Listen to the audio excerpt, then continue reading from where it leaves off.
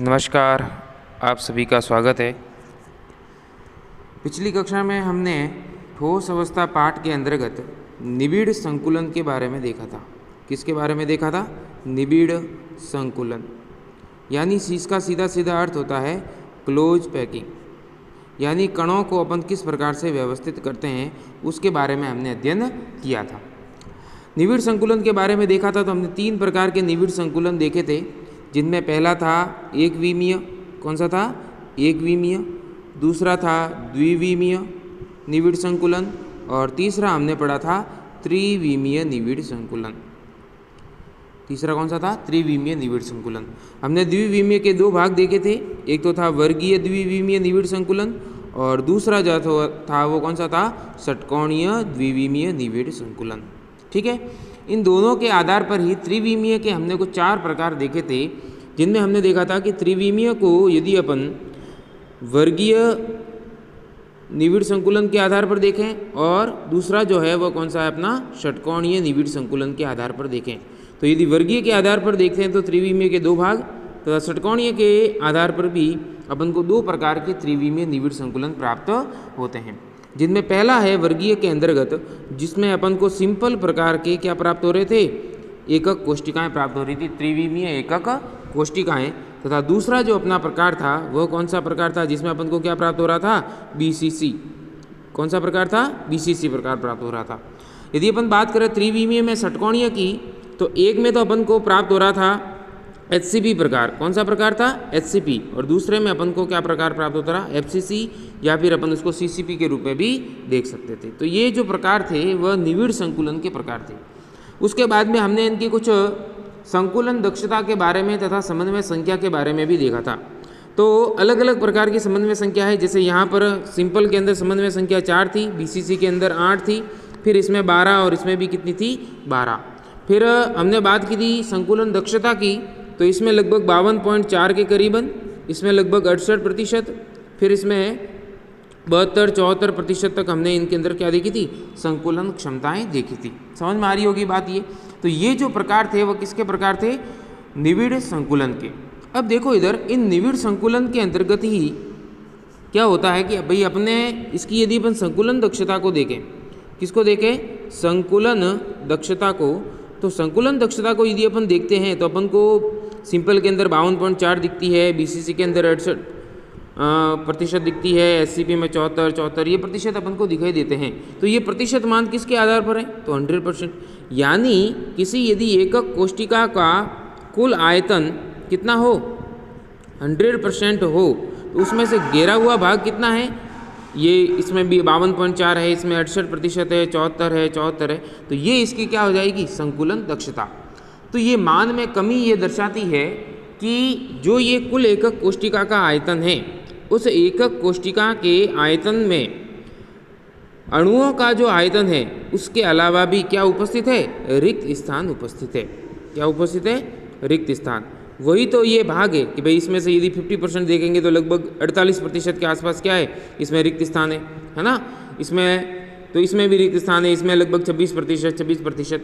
तो ये जो मान ये दर्शाते हैं कि इसमें कणुओं का जो मान है, उनका जो आयतन है, उसके अलावा भी कुछ रिक्त स्थान उपस्थित होता है।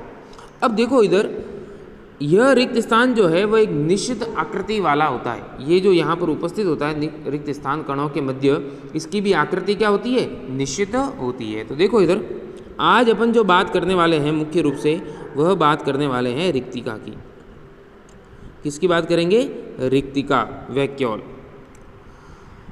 देखो वैसे तो रिक्तिकाएं जो हैं, यदि अपन बात करेंगे वर्गीय की, यदि द्विविमीय वर्गीय भाग लेते हैं, कौन सा?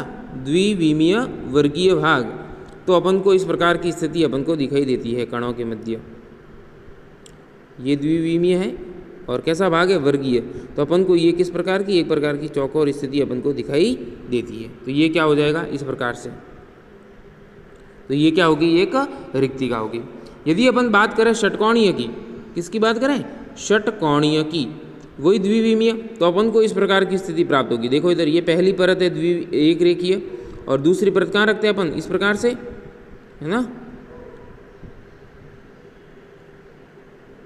ये कण हो जाएंगी। तो यहाँ पर यदि अपन देखेंगे तो अपन को त्रिकोणीय प्रकार की रिक्तिकाएँ प्राप्त होती है, ठीक है ना, इस प्रकार से, या यूँ नीचे वाली देखेंगे तो अपन को इस प्रकार से प्राप्त होगी। तो ये त्रिकोणीय रिक्तिकाएँ अपन को प्राप्त होती हैं। तो ये तो बात होगी द्विविमीय की, लेकिन अपन को जो मुख्य रूप से बात पढ़नी होती है रिक्तिका की, वह कौन सी रिक्तिकाएँ होती हैं? त्रिविमीय रिक्तिकाएँ। कौन सी होती है? त्रिविमीय रिक्तिकाएँ।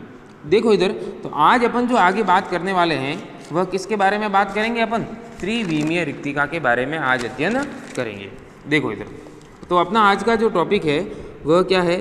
त्रिविमीय रिक्तिकाएँ।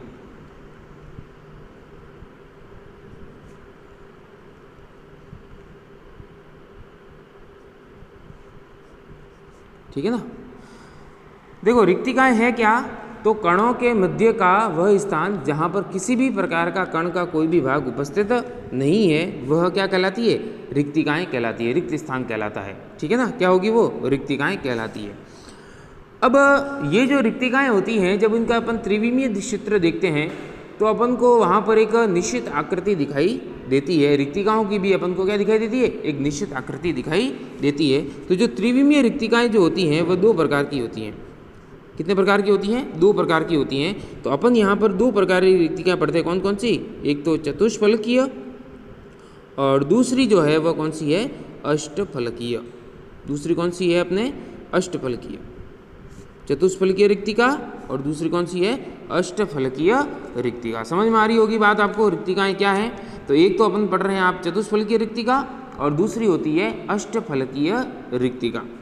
देखो चतुष्फलकीय रिक्तिका क्या होती है? तो सिंपल सी बात है कि जब अपन पहली परत का जो तीनों परमाणु यदि इस प्रकार से जुड़े हुए हों और आने वाला चौथा परमाणु इसके कहाँ पर उपस्थित हो? इसकी मध्य रिक्तिका के ऊपर उपस्थित हो, तो अपन को कैसी रिक्तिका प्राप्त होगी? चतुष्फलकीय रिक्तिकाएँ प्राप्त होती है। देखो इधर इसमें क्या होता है कि पहला ऊपर वाला भाग देखेंगे तो ये, और नीचे ये कितने अन्य भागों से जुड़ा हुआ है? 3 भागों से जुड़ा हुआ रहता है। और यदि इनको अपन जोड़ दें इस प्रकार से तो अपन को कैसी स्थिति प्राप्त होगी? ये चतुष्फलकीय स्थिति अपन को प्राप्त होती है। कैसी स्थिति प्राप्त होती है? चतुष्फलकीय टेट्राहेड्रल। तो यह जो रिक्तिका होगी वह कैसी रिक्तिका कहलाएगी? चतुष्फलकीय रिक्तिका कहलाती है। अष्टफलकीय में क्या होता है कि यदि जो तीनों कण जो है वह इस प्रकार से उपस्थित हों, तीनों कण जो है इस प्रकार से उपस्थित हों और आने वाले जो ऊपर वाले कण हैं, अब यहाँ पर देखो, यहाँ पर तो क्या कितने कण उपस्थित हैं? 4, 3 तो नीचे और 1 ऊपर। जबकि यहाँ पर जो कण होते हैं उन कणों की संख्या होती है 6, कि ये 3 तो आगे, अब इन 3 के ऊपर जो अगले 3 आएंगे वह इस प्रकार से आएंगे, यानी यहाँ पर पहला, दूसरा और ये तीसरा। ये ध्यान देना इस चीज़ को। कैसे होगा? तो इन दोनों कणों के मध्य में ये कण, इन दो के मध्य में ये कण और इन दो के मध्य में ये कण। यहाँ इसके मध्य जो स्थान अपन को दिखाई दे रहा था उसके ऊपर हमने कण नहीं रखा है। कण कहाँ रखा है? जो गोलाकार कण होते हैं उन कणों के मध्य जो फिसलन वाला भाग होता है वहाँ पर इन कणों को हमने रखा है। तो ये 3 कण इस प्रकार से उपस्थित होते हैं। तो यहाँ पर जब अपन को स्थिति प्राप्त होती है तो वह कौन सी स्थिति होती है? अष्टफलकीय ऑक्टाहेड्रल स्थिति प्राप्त होती है। यहाँ पर कितने कण उपस्थित होते हैं? 6 कण उपस्थित होते हैं। आपको समझ में आ रहा होगा चतुष्फलकीय और अष्टफलकीय कैसे होता है। तो यदि तीनों कण इस प्रकार से और चौथा कण यहाँ पर इन जो तीनों कणों के मध्य का जो रिक्त स्थान है उसके ऊपर हम लगा दें तो अपन को कैसी स्थिति प्राप्त होगी? टेट्राहेड्रल। और यहाँ संख्या कितनी होगी परमाणुओं की? 4। और यदि अपन अष्टफलकीय की बात करें तो यहाँ पर अपन 3 कण इस प्रकार से और अगले 3 कणों को अपन इस प्रकार से रखें। कहाँ पर? इन दोनों कणों के मध्य जहाँ फिसलन वाला भाग होता है वहाँ पर। तो इस प्रकार से अपन को 6 कण इसके जुड़ेंगे और अपन को कौन सी स्थिति प्राप्त होगी? अष्टफलकीय स्थिति प्राप्त होती है। तो अष्टफलकीय वैसे आपको ध्यान में होता है कि अष्टफलकीय यदि अपन देखें संरचना तो इस प्रकार की संरचना होती है अष्टफलकीय की। ठीक है ना। तो ये अष्टफलकीय की स्थिति है। तो यहाँ पर क्या होता है कि कण जो है वो अपन को 6 कण उपस्थित होते हैं। कितने कण उपस्थित होते हैं? 6 कण उपस्थित होते हैं। देखो इधर, यदि इनको अपन थोड़े से डायग्राम के द्वारा समझना चाहें तो भी डायग्राम तो हम आपने देखा ही है। उसके बाद में यदि अपन सिंपल रूप से देखें तो कैसे देखेंगे? देखो इधर, जैसे कि मान लो ये आपके सामने 3 कण हैं, ठीक है ना, और 3 कण जो है वह इस प्रकार से उपस्थित हैं। समझ में आ रही है बात? ये बीच में देखो एक त्रिकोणीय रिक्तिका आपको दिखाई दे रही होगी। समझ में आ रही है बात? ये तीनों कण जो हैं वो इस प्रकार से उपस्थित हों और आने वाला चौथा कण जो है वो कहाँ पर उपस्थित हो जाए, इसके इस वाले भाग पर। ये तो देखो इधर कितने कण हो गए टोटल, 3 तो नीचे वाले ये जो आपको दिखाई दे रहे हैं 1 2 और 3, और तीनों कणों के मध्य वाला जो रिक्त स्थान है ये कौन सा हो गया, इसका रिक्त स्थान। और इस रिक्त स्थान में अपन ये चौथा कण इस प्रकार से हो जाए, रख दिया जाए, यानी ये दूसरी परत है। ये तो नीचे वाली पहली परत है, ये तो कौन सी है, पहली परत के कण है, और ये इस प्रकार से व्यवस्थित है। और आने वाली दूसरी परत का कण इसके मध्य में यहाँ पर आ जाए तो अपन को कैसा प्राप्त होगा, एक चतुष्फलकीय रिक्तिका प्राप्त होती है, यानी ये 3 और ये चौथा। तो ये अपन को कैसी रिक्तिका प्राप्त होगी, एक चतुष्फलकीय रिक्तिका प्राप्त होती है। समझ में आ रहा होगा आपको इसको चित्र के। आपके सामने जो ये मॉडल है, सूक्ष्म मॉडल के द्वारा आपको समझ में आ रहा होगा कण किस प्रकार से व्यवस्थित होते हैं, और कणों के मध्य आपके यदि जो परतें रख दी जाएं तो ये तीनों कण और तीनों कणों के मध्य रिक्त स्थान, और रिक्त स्थान के ऊपर हम क्या रख दिया, ये वाला कण। तो ये जो आपको प्राप्त होगा वो कौन सी रिक्तिका प्राप्त होगी, चतुष्फलकीय रिक्तिका प्राप्त होगी। ठीक है। अब यदि अपन बात करें षटकोणीय रिक्तिका की, तो देखो इधर षटकोणीय रिक्तिका के लिए अपन को ये ध्यान रखना पड़ेगा, ये तीनों कण तो आ जाएंगे आपके सामने, ठीक है ना, ये कण आ गए आपके तीनों के तीनों कण। और यदि दूसरे जो आने वाले 3 कण हैं, यहाँ पर ये ध्यान देना कण जो है वो कहाँ पर उपस्थित होते हैं, तो कण उपस्थित होते हैं यहाँ पर। देखो इधर ये यहाँ पर इस वाले भाग पर, समझ में आ रही है बात, ये कहाँ पर उपस्थित होते हैं, इन कणों का जो फिसलन वाला भाग होता है वहाँ पर। तो तीनों कण जो आने वाले अगले जो तीनों कण होंगे वह इस प्रकार से व्यवस्थित होंगे, तीनों कण नीचे और ये तीनों कण इसके ऊपर वाले भाग पर। तो देखो इधर बीच में आपको हल्का सा रिक्त स्थान भी दिखाई दे रहा होगा। तो यह जो स्थिति प्रदर्शित करता है कि ये कौन सी रिक्तिका बन रही है, अष्टफलकीय। उसमें तो क्या कर रहे थे अपन, ढक रहे थे, जबकि यहाँ पर अपन कणों को ढक नहीं रहे हैं। इसके मध्य में जो कण के रिक्त स्थान है, ये वाला जो रिक्त स्थान है, इस रिक्त स्थान के ऊपर ये देखो ये रिक्त स्थान है, इन रिक्त स्थान के ऊपर न रखकर अपन इन कणों के मध्य में इस प्रकार से अपन कणों को रख रहे हैं। ठीक है। तो जो अपन को स्थिति प्राप्त होगी वो इस प्रकार की स्थिति, कणों की स्थिति अपन को प्राप्त होती है। ये कौन सी रिक्तिका होती है, अष्टफलकीय रिक्तिकाएं होती है। ठीक है। देखो इधर उसके बाद यदि अपन बात करें, इनको अपन सूक्ष्म कणों के द्वारा भी देख सकते हैं।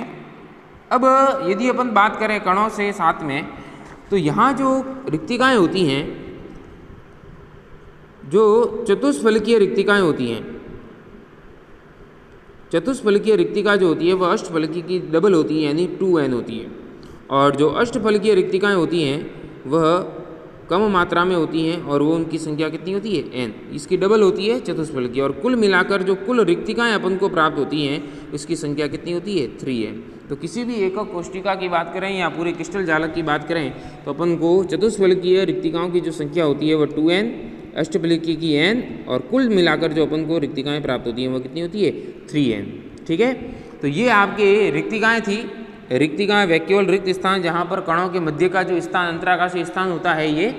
तो 2 प्रकार के हमने रिक्तिकाएं देखी है, एक तो है आपकी चतुष्फलकीय रिक्तिका और दूसरी जो है वह है आपकी अष्टफलकीय रिक्तिका। चतुष्फलकीय रिक्तिका में क्या होता है, तीनों कण नीचे की और उसके खाली स्थान में हम दूसरी परत का कण आ जाता है, और अपन को 4 कण एक दूसरे से जुड़ जाते हैं, और कौन सी रिक्तिका प्राप्त होती है, चतुष्फलकीय। और यदि तीनों कण इस प्रकार से हों और आने वाले तीनों कण इनके फिसलन वाले भाग पर उपस्थित हों, है ना, 3 कण इस प्रकार से और फिसलन वाले भाग पर ये तीनों कण, तो अपन को इस 6 कण आपस में जुड़ते हैं और अष्टफलकीय रिक्तिका अपन को प्राप्त होती है। चतुष्फलकीय रिक्तिका का मान 2n और अष्टफलकीय रिक्तिका का मान n होता है, और कुल मिलाकर जो रिक्तिकाएं होती हैं उनकी संख्या का मान कितना होता है, 3n होता है। ठीक है। आपको ये बात समझ में आ गई होगी। धन्यवाद।